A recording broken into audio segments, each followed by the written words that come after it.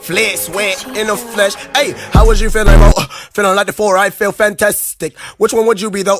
Mr. Fantastic, cause of money like elastic. Burberry trench coat, you smoke oregano, I'm smoking on Nick Catfish. I'ma be real, you know, when I win my dick out, she said too big, got that mattress. How was you?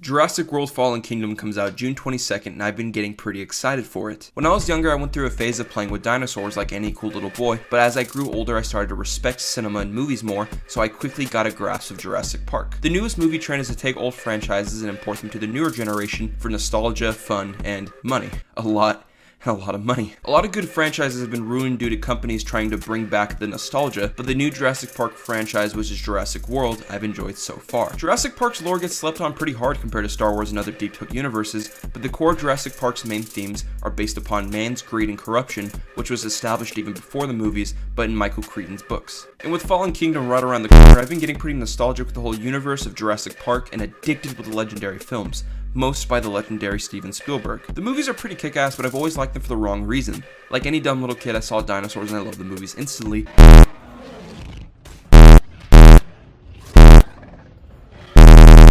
But revisiting them as a teenage boy, I enjoyed the story and characters much more than the dinosaurs now. And for the last month, I've been rewatching all the Jurassic Park movies and clips, but I've never fully thought out what makes them so iconic. In mainstream status, everybody loves Jurassic Park for the dinosaurs, but I still ask myself, what actually makes them so iconic?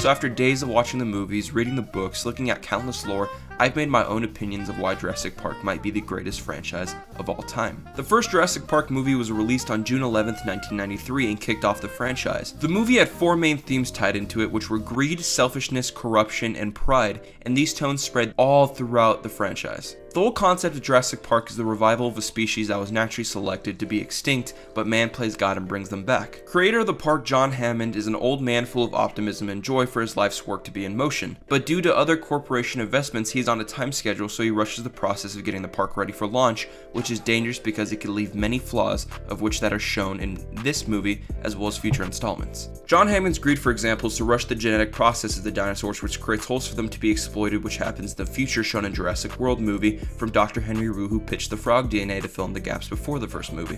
We used the complete DNA of a frog to fill in the holes and complete the code. Whew. And now we can make a baby dinosaur. Tree frogs can modulate their infrared output.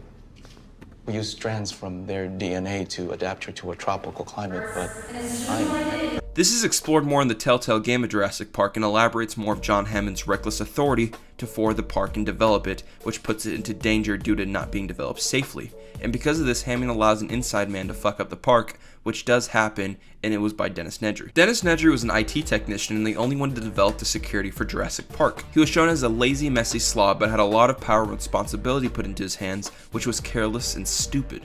Our lives are in your hands and you have butterfingers? I'm totally unappreciated in my time. You can run this whole park from this room with minimal staff for up to 3 days. You think that kind of automation is easy? Or cheap?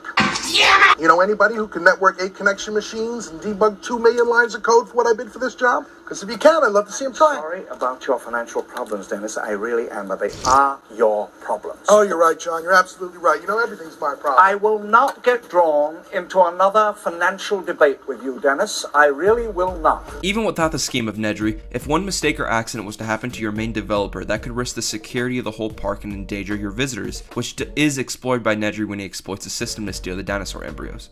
And that whole situation is extremely responsible and plays into John Hammond's cluelessness toward the park's safety for visitors in the present and future, which does get shown from the corruption and exploitation from Nedry, Henry Wu, InGen, and many more other people. Corruption tends to develop from pride. Because of pride, so much carelessness went into the safety of the park. Dennis Nedry puts the park's security systems down to make a profit off the dinosaur embryos, which he had to smuggle due to being underpaid by John Hammond, even though he was the only park developer. Henry Wu, with the trust of John Hammond, was allowed to make his own formula, which eventually led to the exploitation of man-made dinosaurs that couldn't be controlled. Peter Ludlow wanted to smuggle the dinosaurs off of Site B for an attraction to the mainland, and with the rush with no safety preparation, he endangered hundreds of lives from the attack of San Diego. The raptors from Jurassic World were under command of Owen Grady, then engine commander Victor Hoskins sabotaged the park with the development of the Indominus Rex, so the raptors could have a field test to be used in future military innovation, which led to many casualties of InGen soldiers. Do you respect women? No. How dare you not respect women, for that and you will now feel the wrath of a woman respecter. Claire delayed the safety of the island by preventing an evacuation because she didn't want to hurt the financial state or the reputation of the park. All these instances of greed and corruption was fueled by pride that led all these events to happen by Jurassic Park owner John Hammond and Jurassic World owner Simon Maserati. Both distracted and full of optimism to show the world something new that they never checked to see if it was a good idea to begin with. Yeah, but your scientists were so preoccupied with whether or not they could, they didn't stop to think if they should. And because of that, they allowed people to get hurt and killed. Now, since we have all the main themes established, like everything in life, there's more beneath the surface. Each one of the Jurassic Park films have different themes to them that evolve into the overall moral themes. Jurassic Park is about the new and unexpected, The Lost World is about danger and recklessness, Jurassic Park 3 is about chaos and survival, and Jurassic World is about man taking nature to an extreme. And even with these themes, there's still more underneath each film that makes the franchise so great. The first Jurassic Park was a kickoff of the franchise. Jurassic Park is a movie centered around character building and dialogue. The execution of the movie is well done because it shows the beauty and terror of man's decision, but it's all discussed and developed beforehand. The film has subtle remarks and rebuttals that all builds off for a satisfying payoff in major events. Dialogue simply carries this movie. The characters in this movie all have characteristics and viewpoints that are expressed and changed from start to end. John Hammond is an excited, optimistic character full of faith for his theme park that are full of prehistoric dinosaurs. Alan Grant is a paleontologist who is surprised and interested of the revival of dinosaurs but has a bad relationship with children, which is stated and shown multiple times. I mean, what's so wrong with kids? Oh, Ellie, look, they're noisy, they're messy, they're expensive. Cheap. They smell. They do not Some of them smell.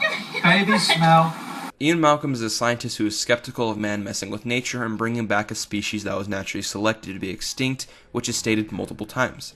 Ellie is a paleontologist who cares for the animals and their well-being, but is also skeptical like the rest. There are many different characters that have a lot of detail in this movie, but to describe them all would make this video too long. I'll save that for the future. Another thing this movie does which leads to a better outcome of events is foreshadowing. Big events happen in this movie and all have development toward them. An example is the discussion of the Velociraptor. The Velociraptor in the movie doesn't even make an appearance until the last 17 minutes, but the audience knows the danger established already even before they make an appearance. The opening of the movie shows a park worker killed by a raptor, but the raptor is not shown. In a scene where Alan Grant is digging up a fossil of a velociraptor, a kid nearby tells Dr. Grant that it's not scary, and through great detail, Dr. Grant explains the characteristics of a velociraptor. In a later scene at the park, Muldoon speaks about the big one, a raptor who killed most of his pack but spared two, and also references how smart he is by how he used to claw at his fence to escape. And due to all this foreshadowing, when the raptors do make an appearance, it's more impactful. This is just one example though. The movie is riddled of foreshadowing and it makes the events that take place have more of an impact. The conflict starts with Nedry shutting off the main systems that leads the park to go into complete chaos, which is only solved by evacuation. And by the end, Alan Grant enjoys children, John Hammond, who was once a happy man, sits as his life's work is crumbled in his face,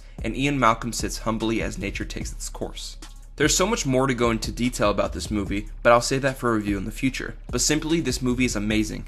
And the follow-up to Jurassic Park was The Lost World, released May 19th in 1997, which some find better or worse than the first installment. As the first one was an introduction of dinosaurs to the human world, The Lost World goes into a darker side of the happy Jurassic Park theme, shown by John Hammond originally. The Lost World is dark and uses more fear elements throughout the movie compared to the new and surprising elements from the first film. This is through the narrative and camera work that is shown playing into the overall theme.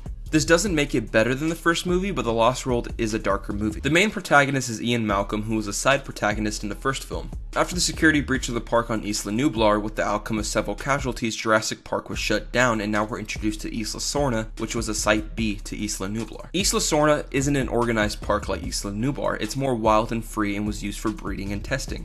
Ian Malcolm was skeptical of genetically made dinosaurs since the original pitch of the park from John Hammond, so his character being skeptical of Site B fit quite well with the outcome of him going because of his girlfriend, so it kind of felt reasonable overall. The Lost World is more about survival with cause and effect. The first installment had a lot of character building throughout the whole movie of the protagonist learning lessons and making discovery. The Lost World is more aggressive on pacing due to the dinosaurs already being established, and the characters on the island are there to survive and document. The characters are really in a lost world of wild, free, and dangerous dinosaurs. The T-Rexes are more brutal, the Raptors are more aggressive and stronger but lack the intelligence showed in the first Jurassic Park. The rest of the dinosaurs are more protective and defensive overall. The first two movies are hard to compare side by side because they aren't a part 1 and part 2, but a movie and a sequel in the same universe with different formulas. Jurassic Park 3 wasn't based on any books, it was its own original idea. The fan base of Jurassic Park deems Jurassic Park 3 the worst of the franchise, and I agree. I still enjoy the movie, but in some ways compared to its counterparts, it's just not as good. I like the return of Alan Grant, the further depiction of Isla Sorna after the San Diego incident, the new raptor breed, and the Spinosaurus, but that's pretty much it. The third installment starts with Eric Kirby getting stranded on Isla Sorna, which is the start of the main plot. Then cutting to a speech of Alan Grant discussing the intelligence of the raptors while the audience is more fascinated with Jurassic Park and the San Diego incident, while Alan Grant has no longer any interest for the park or the engine-breeded dinosaurs on Isla Nublar. Are you saying that you wouldn't want to get onto Isla Sorna and study them if you had the chance? No force on earth or heaven could get me on that island. Then an unnecessary cameo scene of Ellie with her new husband is introduced to the audience, and it's disappointing because if Ellie and Alan were together, it wouldn't affect the plot at all and be more satisfying for the characters due to the relationship building from the first movie. Anyway, Alan Grant is shown with his team digging up bones and is still interested in raptors. He gets tricked into going to Isla Sorna because the Kirbys know of his past knowledge from a book that was written about the past events in the first movie, and he's asked to be a tour guide, but then it's revealed that Dr. Grant has never been on Isla Nublar. So the adventure continues of Grant and one of his colleagues, which is named Billy, are with the Kirbys having to find their son Eric. Grant brings Billy and proceeds to go where he is tricked to help look for the Kirby's son. Grant's fear and hesitance at the dinosaur island is entertaining to watch, as well with his small hints of PTSD. And in my opinion, the controversial raptor scene gets more hate than it deserves. I don't fully enjoy it myself, but I see it fitting well with this character. Alan Grant's biggest hobby and fear surrounds the raptors, so it makes sense that there's inner conflict within him. And speaking of raptors, I enjoy them in this movie a lot. The Lost World raptors were more rampant and aggressive while not being as intelligent as the raptors in the first installment, but in Jurassic Park 3, they are the smartest they have ever been, acting like real coordinated pack hunters. They care for each other, they have a community, they communicate, and they plan instead of just attacking hard and aggressive. Another enjoyable dinosaur was the Spinosaurus. JP3 was the first movie with the T-Rex not being the big bad dinosaur, and I enjoyed it. I like the art style and the sound effects of the Spino, and has a very interesting backstory that was lately revealed. With those positives, this movie has a lot of negatives though, like the cringy parent divorce plot, the Spino animatronics, corny dialogue, but The Lost World had that really bad gymnastics scene I don't want to talk about. I can elaborate all of the flaws in all three movies in a future review. 14 years after Jurassic Park 3, Jurassic World will release a new revamp with an amazing marketing campaign about the park being open once again. Jurassic World feels a lot like the first installment, but it's after the preparation stage. The park is a success and Hammond's dream is completed, with humans being adapted to dinosaurs and not as surprised about them anymore. So Jurassic World decides to make a genetic hybrid of dinosaur, and like the rest of the movie, somebody on the inside gets involved and sabotages it. Jurassic World is very different from the other installments. It's not a fear story like The Lost World, or a new beginning like Jurassic Park, or a survival story like Jurassic Park 3. It's a mixture of new and old elements with action surprises, with it overall feeling like a monster movie. The Indominus Rex was enjoyable to watch, and even more enjoyable to see how the main characters dealt with it. The raptor connection with Owen Grady, who was portrayed by Chris Pratt, was enjoying and an interesting concept to see,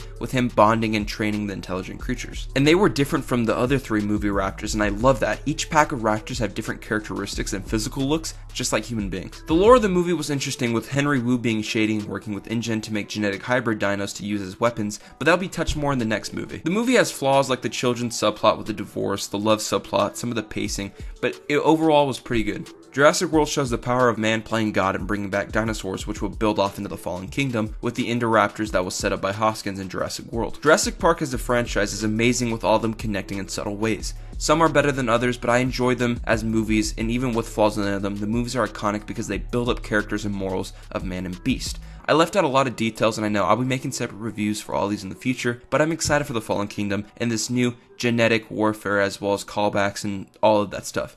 My opinions in this video are only my opinions and why I think Jurassic Park is iconic. Thank you for watching the video, and if you feel like it, feel free to subscribe. I'll be uploading way more Jurassic Park content in the future, as well as other videos. Feel free to discuss why you think Jurassic Park is iconic in the comments, and once again, thank you. I'm Dr. Skipper, and I'll see you soon.